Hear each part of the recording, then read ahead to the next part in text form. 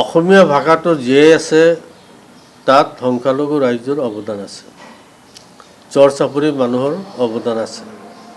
কাৰণ চৰ চাপৰিত আজিলৈকে এটা বেংগলী মিডিয়াম স্কুল নাপাব। আমি আমাৰ ধৰক ৬৬ বছৰ বয়স হৈছে, আমিতো জন্মৰ পৰাই পিছৰ পৰাইতো আমি স্কুলত যোৱা আৰম্ভ কৰিছোঁ, মানে আমি অসমীয়া মাধ্যমৰ স্কুলত পঢ়া শুনা কৰিছোঁ।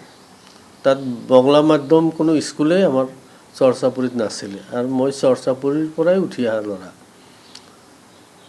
গতিকে অসম সাহিত্য সভাত চৰ চাপৰিৰ অৱদান আছে, এই কথাটো আমি সদায় কৈ আহিছোঁ আৰু ভৱিষ্যতেও কৈ থাকিম। কাৰণ চৰ চাপৰিত ইংৰাজী মাধ্যমৰ স্কুল এতিয়ালৈকে তেনেকুৱা প্ৰতিষ্ঠিত হোৱা নাই, হৈছে ক'ৰবাত ক'ৰবাত, কিন্তু লাৰ্জ স্কেলত ইংৰাজী মাধ্যমৰ স্কুল প্ৰতিষ্ঠিত হোৱা নাই।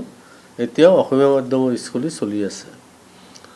আৰু আমি যেতিয়া স্কুলত পঢ়োঁ তেতিয়া আমি গম পাইছিলোঁ অসমীয়াত আমি হায়েষ্ট মাৰ্ক পাওঁ।